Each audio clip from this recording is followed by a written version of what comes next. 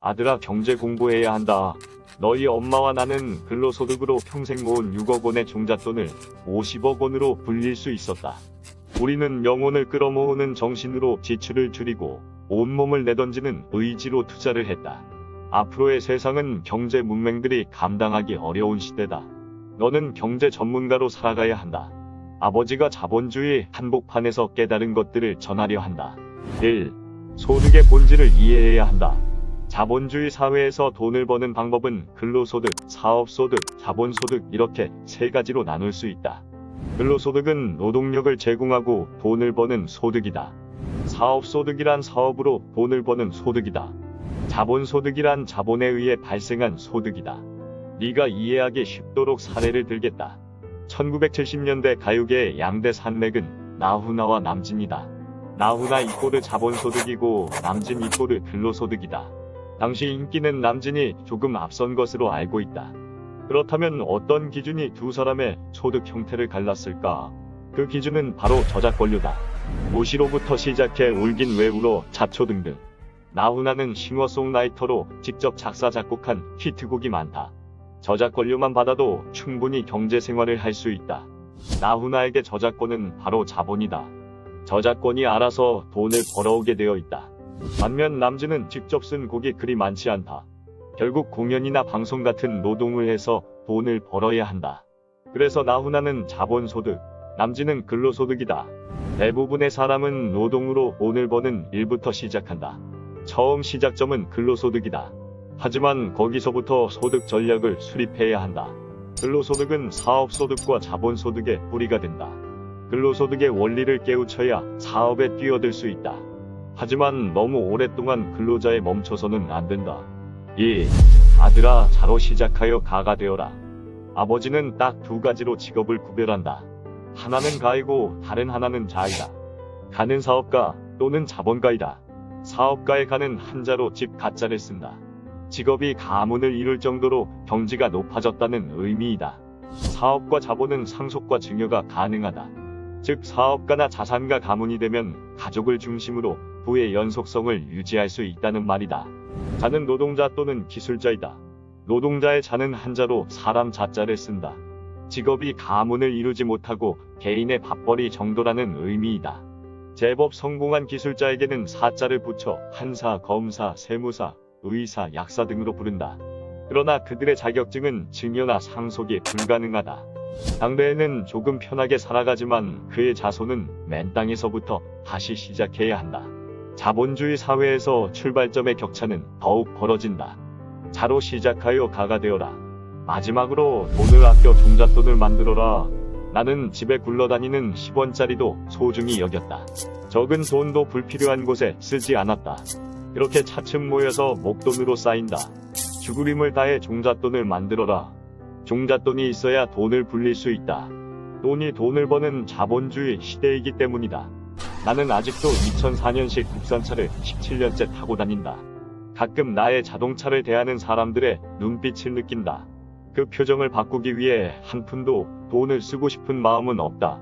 자동차로 너의 품위를 유지하려 할 필요가 없다. 사람의 품격은 보이는 자동차의 등급이 아니라 보이지 않는 가슴 속 마음과 주머니 속 돈에 있다. 아들아, 경제 공부해야 한다. 이 말이 아버지가 할 수 있는 유일한 당부다. 사랑한다, 아들아. 50억 부자 아빠의 현실 경제 수업. 아들아, 돈 공부해야 한다.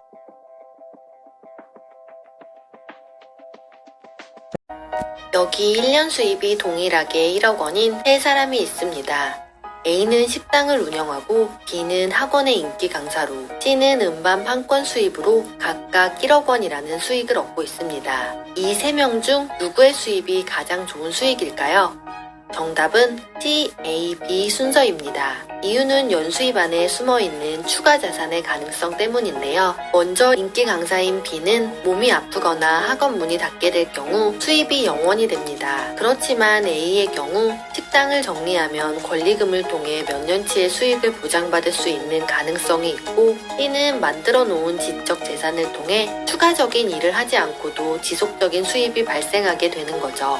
비와 같이 수입이 높아도 개인의 온전한 시간을 들여 얻는 수입의 비중이 높다면 1억 원이 모두 자기 수입이라고 생각하면 안 됩니다. 1억 원의 수입 중 아끼고 저축해 어딘가에 투자된 돈이 매달 만들어내는 수입, 가령 오피스텔을 구매해 50만 원의 월세 수익을 얻는다거나 배당주에 투자해서 배당금을 얻는 등 개인의 영향력이 없이 자본에서 추가로 발생한 돈만이 진짜 수입인 거죠. 하지만 많은 사람들이 연간 수입이 높다는 이유로 방심하고 있다가 예기치 못한 노후를 맞이하게 됩니다. 혹시 오늘도, 어제도, 작년에도 열심히 일해서 돈을 벌고 있는데 아직도 자본이 자본을 발생시키는 추가 수입, 즉 진짜 수입이 없다면 후에 상위 부자가 말하는 돈을 대하는 비밀에 대해 알아보세요. 첫째, 규칙적인 수입의 힘을 이해한다. 어떤 작물을 재배하기 위해 필요한 강수량이 1000ml라고 가정해 볼게요. 그런데 비가 봄에 한 번 500ml, 가을에 한 번 500ml씩 온다면 그 땅에서는 농사를 지을 수 없습니다. 비가 내릴 때는 홍수, 비가 오지 않을 때는 가뭄이기 때문이죠. 반면에 매일 10ml씩 꾸준히 비가 내리는 땅에서는 좋은 결실을 맺을 수 있습니다. 돈도 같습니다. 현금 흐름이 일정하게 유지되면 경제적으로 추가 결실을 맺을 수 있는 환경이 됩니다. 여름 한철 수천만 원의 매출을 올리는 사람은 한 번에 몰려온 돈의 숫자에 현혹되어 실제보다 더 큰 돈을 번 것 같은 착각에 빠지게 됩니다. 그래서 사치를 하고 돈을 함부로 사용하면서 결국 돈을 모으지 못하는 경우가 많습니다. 그래서 가능하다면 비정규적으로 한 번에 큰 돈이 들어오는 것보다는 일정하게 수입이 들어오는 것이 좋습니다. 그러나 단기간에 많은 수입을 얻는다면 일정한 수익을 창출할 수 있는 부동산이나 배당을 주는 우량 주식으로 돈을 옮겨 놓아야 합니다. 언제 다시 들어올지 모르는 수익은 사람을 불안하게 하고 두려움은 어리석은 판단으로 이어져 돈이 아이스크림 녹듯 녹아버리게 할지도 모르거든요. 둘째, 돈을 각기 다른 성품이 있는 인격체로 이해한다. 여러분은 돈을 어떻게 대하시나요?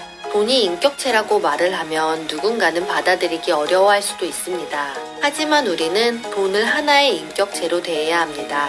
회사도 인격을 부여받습니다. 법인에서 인자는 사람 인자를 사용합니다. 법인을 하나의 인격체로 보고 사람과 동일하게 소송을 하고 소송을 당하기도 하며 개인과 협의하거나 협력할 수 있는 하나의 주체로 인정하는 것이죠. 돈은 법인보다 더 정교하고 구체적인 인격체입니다. 그래서 돈은 자기를 소중히 여기는 사람에게는 붙어있기를 좋아하고 이자라고 부르는 자식을 낳는가 하면 돈을 함부로 하는 사람에게는 결별을 선언하기도 합니다. 돈을 인격체로 받아들이고 깊은 우정을 나눈 친구처럼 대해보세요. 그렇게 마음을 먹은 순간부터는 돈을 기쁨 있는 곳, 사랑하는 사람과 보호해야 할 가치가 있는 곳에 사용하게 됩니다. 그럼 이를 지켜보고 있는 돈이 더 많은 돈을 불러올 것입니다.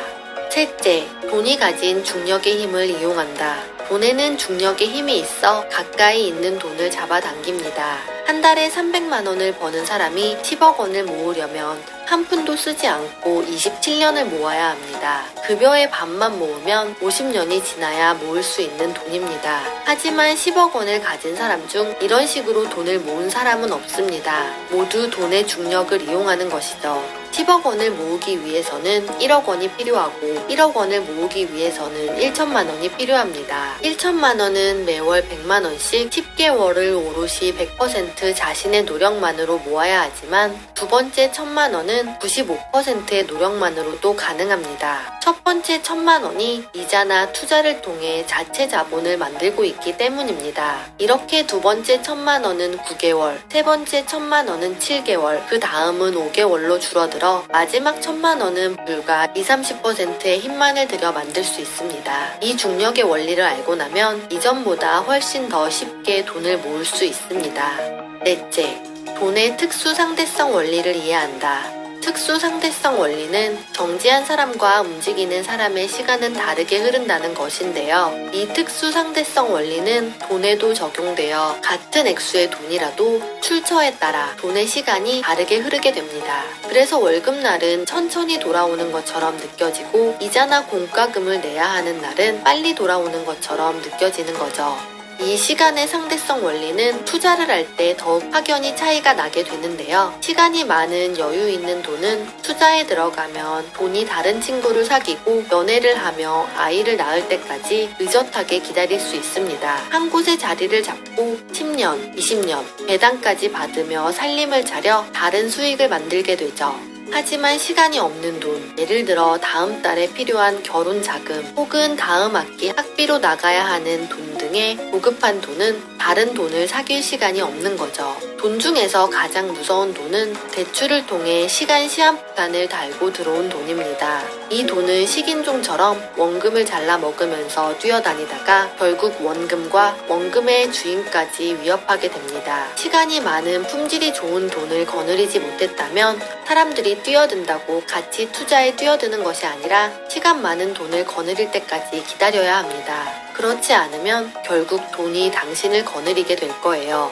다섯째, 빨리 부자가 되고 싶으면 빨리 부자가 되려고 하면 안 된다. 부자가 되려는 사람들이 가장 많이 하는 실수는 빨리 부자가 되려는 마음을 갖는 것입니다. 빨리 부자가 되려는 욕심이 생기면 올바른 판단을 할 수가 없습니다. 이익이 많이 나오는 것에 쉽게 현혹되며 사기를 당하기 쉽고 마음이 급해 리스크를 살피지 않고 감정에 따라 투자를 하게 되기 때문이죠. 운이 좋아서 빠르게 성공을 해도 무리한 투자나 많은 레버리지를 사용하는 버릇을 버리지 못하고 허망한 꿈만 쫓다가 재산을 잃게 됩니다. 자수성가로 부자가 되려면 4가지 능력을 배워야 한다고 하는데요. 돈을 버는 능력, 돈을 모으는 능력, 돈을 유지하는 능력, 돈을 쓰는 능력입니다. 이 4가지 능력은 각기 다르고 부자가 되고 싶다면 모든 능력을 골고루 배워야 하기 때문에 부자가 되는 데는 시간이 걸리는 것이 당연한 일입니다. 그래서 책의 저자 김승호 회장은 40살에 부자가 되는 것도 너무 빠르다고 이야기하는데요. 빨리 부자가 되려는 마음은 누군가와 비교하거나 과시하고 싶은 마음이 본질입니다. 이런 마음 때문에 빨리 부자가 되려 하지 말고 차근차근 집을 짓는 것처럼 부를 쌓아 나가야 합니다. 현대인들은 삶의 가치가 부의 축적보다 중요하고 돈보다는 자유를 원한다고 이야기합니다. 하지만 현대 자본주의 사회의 틀 안에서는 자유를 얻으려면 막대한 돈이 필요한 것이 사실입니다. 돈이 있어야 나와 내가 사랑하는 사람들을 자유롭게 보호하거나 도울 수 있고 남에게 신세지지 않고 살게 해줄 수 있는 가장 평범한 가치를 지킬 수 있습니다. 가난의 바닥부터 지금의 위치까지 올라오며 경험해본 김승호 회장이 알려주는 부자로 살고 싶은 사람이면 알아야 할 돈에 대한 속성에 대해 더 알고 싶다면 책 돈의 속성을 읽어보세요. 세상이 눈부시게 발전하는데도 빈곤이 사라지지 않는 이유는 무엇인가? 여기 모든 조건이 훌륭한 토지가 무한히 펼쳐진 평원이 있습니다. 어느 날 이 비옥한 땅에 첫 인류가 등장합니다. 이 사람의 이름을 존이라고 불러볼게요. 존은 이 지역의 훌륭한 컨디션에 깜짝 놀랍니다. 토양이 비옥해 무엇을 심어도 잘 자라고 사냥감도 많으며 강에는 최상급 물고기들이 번쩍거리는 말 그대로 유토피아 같은 곳이었죠. 존은 한 곳을 정해 집을 짓고 정착하기로 마음먹는데요. 이 훌륭한 조건을 가진 땅 위에 정착한 존은 부자가 될 수 있을까요? 아쉽게도 존이 부자가 될 확률은 그리 높지 않습니다. 왜 그럴까요? 존은 모든 일을 혼자서 해나가야 합니다. 땅 위에 사냥감이 풍부해도 스테이크를 한번 먹으려면 직접 소나 돼지를 잡으러 가야 합니다. 옷도 직접 지어 입고 구두도 직접 수선하고 집도 직접 보수해야 합니다. 하루가 자신의 노동력을 바탕으로 돌아가기 때문에 돈을 벌 시간은커녕 여유를 즐길 틈조차 없는 것이죠. 두 번째로 이 땅을 발견한 사람은 존처럼 고민할 필요가 없습니다. 존의 이웃으로 정착하면 되기 때문이죠. 이렇게 하나 둘 사람들이 모여들게 되면서 노동이 효율화됩니다. 한 사람이 사냥을 해서 마을 사람들과 나눠 먹고 다른 사람들은 각자의 재능에 따라 집을 만들고 구두를 수선하고 옷을 만들면 되기 때문이죠. 인구가 계속 증가하고 효율화가 계속되면 다양한 전문가들이 많아지고 이전에는 없던 공동 공간이나 고급 산업이 생겨나면서 도시의 형태를 갖추어 갑니다. 그럼 이제 이 마을 사람들은 모두 부자로 살 수 있지 않을까요? 산업혁명 시대를 지나 분업화를 통해 노동의 생산성이 향상되어 노동시간은 줄고 물자가 풍부해지자 사람들은 모두가 가난 없이 다 함께 잘 살게 될 것이라는 희망을 품었습니다. 하지만 산업혁명이 일어난 지 200년이 지난 지금 우리는 넘쳐나는 물질의 풍요 속에서 살고 있지만 여전히 가난은 사라지지 않았습니다. 사회가 이토록 빠르고 눈부시게 발전하는데 빈곤이 사라지지 않는 이유는 무엇일까요? 왜 생산력이 증가해도 임금은 최저 생계비 수준으로 유지되는 걸까요? 이런 빈부격차의 가장 큰 원인으로 토지를 꼽은 사람이 있습니다. 처음 마을이 생겨나고 인구가 일정 수준으로 증가할 때까지는 모든 사람들이 큰 빈부의 격차 없이 살게 됩니다. 그러나 인구가 계속 증가함에 따라 첫 번째 정착자가 자리 잡은 곳은 점차 모든 방면의 편의성을 갖춘 생활의 중심지가 되고 토지의 가치가 올라갑니다. 기술자, 공장주, 상점주, 전문직 종사자들은 사람이 모여있는 곳에 자리를 잡으려고 합니다. 처음에는 새로운 기능을 하는 다양한 장소들이 생겨나 위치적인 입지의 중요성이 크지 않았지만 같은 기능을 하는 장소들이 여러 개 생기게 되면서 제한된 장소 안에서 여러 사람들이 들어오려고 경쟁을 하는 꼴이 된 거죠. 결국 특정 지역의 토지의 값은 수요가 많아지면서 원래 값보다 더 높이 쳐주겠다는 사람들이 나타나 경쟁을 하게 됩니다. 그리고 이런 지역에 토지를 소유하고 있는 사람들은 아무것도 하지 않고 토지를 임대해주는 것만으로도 기술자보다 더 많은 소득을 얻기 시작합니다. 반면 기술자의 노동력은 상승하는 도시가치의 혜택을 누리지 못합니다. 그들의 노동력은 토지를 사용하는 대가로 중간에 지불되어 가로채이기 때문이죠. 노동을 통한 소득이 커질수록 노동이 그 소득을 올릴 수 있도록 해준 기회, 즉 토지가 가지고 있는 위치적인 이점에 대하여 지불해야 하는 대가도 커져갑니다. 이렇게 이익은 토지 소유자에게 돌아가고 노동자의 임금은 토지의 가치보다 더디게 올라갑니다. 토지는 처음 정착했을 때와 동일한 토지인데 결국 토지의 첫 정착자, 즉 토지의 권리를 승계한 사람이 부자가 되는 것이죠. 서울 명동이나 강남에서 아무리 유명 식당을 운영해도 땅값이 비싸게 오르는 것보다 많은 수익을 올릴 수 없는 것처럼요. 19세기 후반의 뉴욕, 헨리 조지는 어떤 현상에 주목합니다. 뉴욕은 거대한 마천루가 지어지기 시작하면서 세계 최고의 도시가 되지만 한편에서는 여전히 가난한 사람들이 식사도 못하고 옷도 없어 맨발로 도시를 뛰어다니는 것인데요. 그래서 헨리 조지는 부의 불평등한 분배의 원인을 밝히는 것을 자신의 소명으로 느끼고 원인과 해결책을 연구했습니다. 1500여 년이 지난 지금 우리의 세상을 그는 어떻게 바라볼까요? 사회는 더 풍족해졌는데 부동산 가격은 갈수록 더 비싸지고 최저임금과 고액연봉자들의 격차는 더욱 심화되고 있습니다. 높은 매출을 올릴 수 있는 상권에 자리를 잡은 후에는 빠른 속도로 올라가는 임대료에 허덕이고 상업과 생활의 중심지, 좋은 학군 등 좋은 조건을 가진 토지의 가치는 임금이 올라가는 속도보다 더 빠르게 올라갑니다. 고급 노동력을 가진 사람들 역시 그 혜택을 온전히 누리지 못합니다. 고급 인력이 원하는 고임금이 보장되는 회사들은 주로 토지의 가치가 높은 곳에 위치하고 중심지의 토지 가격은 올라가기 때문에 임금에서 토지를 사거나 임차하는 가격을 빼고 나면 얼마 남지 않기 때문이죠. 심지어 이렇게 상업이 활발한 도시는 주거비용뿐 아니라 생활비도 높아집니다. 이곳에 들어와서 물건을 팔거나 서비스를 하려면 더 많은 토지 가격을 지불하고 들어와야 하기 때문인데요. 그래서 강남, 여의도, 거제, 울산 등의 물가는 주변 다른 지역에 비해 자연스럽게 더 비싸집니다. 100여 년이 지난 지금까지도 토지 소유주의 힘은 막강하며 여전히 헨리 조지의 이론이 반복되는 것처럼 보이는데요. 달라진 것이 하나 있다면 이제는 토지의 개념이 실제로 존재하는 땅뿐만이 아니라 온라인상으로도 확대가 된 것입니다. 처음에는 모두 동일한 가치를 가지고 있던 온라인 서버에 앞서가는 이들은 많은 사람들이 모이게 하는 트래픽을 만들어 자신의 온라인 토지의 가치를 엄청나게 올라가게 만들었는데요. 구글, 페이스북, 유튜브, 인스타그램 등이 이에 해당합니다.